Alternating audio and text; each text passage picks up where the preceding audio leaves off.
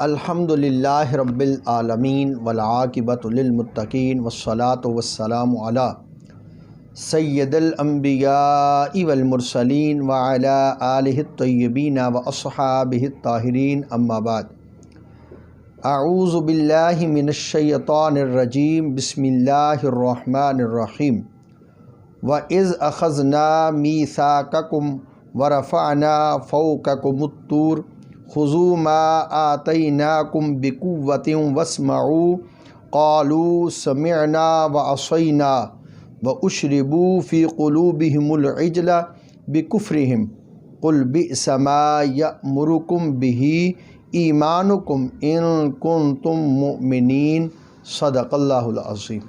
اللہم صلی علی سیدنا و مولانا محمد وعلی آل سیدنا و مولانا محمد وبارک وسلم وصلی علیہ۔ تفسیر نور القرآن سورۃ البقرہ آیت نمبر 93 ہمارے آج کے درس شریف کا موضوع ہے۔ سب سے پہلے تلاوت کیے گئے قرآنی الفاظ کا اردو ترجمہ اور پھر ان الفاظ کے تحت جو ارشادات حضور قبلہ فرید العصر رحمۃ اللہ تعالی علیہ نے اپنی تفسیر نور القرآن شریف میں بیان فرمائی ان کو بیان کرنے کی سعادت حاصل کریں گے۔ اور یاد کرو جب ہم نے تم سے پختہ عہد لیا اور طور پہاڑ کو تم پر اٹھایا اور حکم دیا جو ہم نے تمہیں دیا اسے مضبوطی سے لو اور سنو۔ انہوں نے کہا ہم نے سنا اور نافرمانی کی۔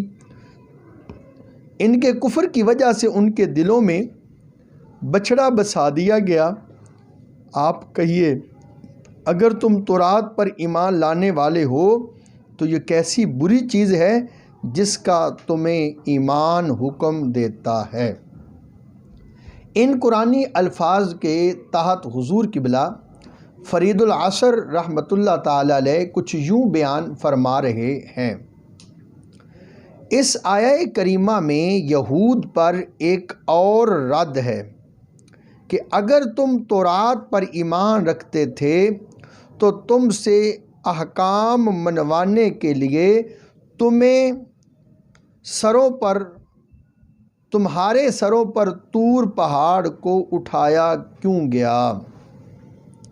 پھر جب تم سے کہا گیا کہ تورات کو مانو، اس کے احکام کی پابندی کرو، تو تم نے کیسا جواب دیا کہ ہم نے سنا اور نافرمانی کی؟ یہ ساری باتیں تو حضور صلی اللہ علیہ وآلہ وسلم کے زمانہ سے پہلے یہودیوں کی تھیں، مگر حضور صلی اللہ علیہ وسلم کے زمانہ کے یہود نے اپنے بڑے لوگوں کے برے کاموں سے نفرت کا اظہار نہیں کیا، لہٰذا خطاب انہیں ہوا۔ اس طبقہ نے پہاڑ کو سر پر اٹھا دیکھ کر زبان سے تو کہہ دیا تھا کہ ہم نے سن لیا، مگر تمہارے دل کہہ رہے تھے کہ نافرمانی کریں گے۔ شریعت کا حکم ظاہر پر ہوتا ہے، تمہارے ظاہری طور پر کہنے سے پہاڑ کو ہٹا دیا گیا۔ اے محبوب پاک صلی اللہ علیہ وآلہ وسلم انہیں فرما دیں کیا یہ ایمان ہے جو تم سے ایسی بری حرکتیں کراتا ہے؟ نہیں، یہ ایمان نہیں۔ اگر تم مومن تھے تو ایسی کبھی حرکات کیوں کیں؟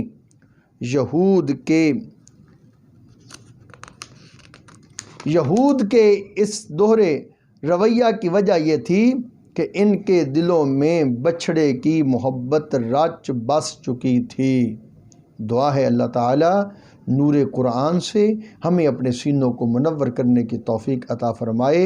وصلی اللہ تعالی علی حبیبہ سیدنا و مولانا محمد وعلی آلہ و اصحابہ بعدد خلقہ وبارک وسلم۔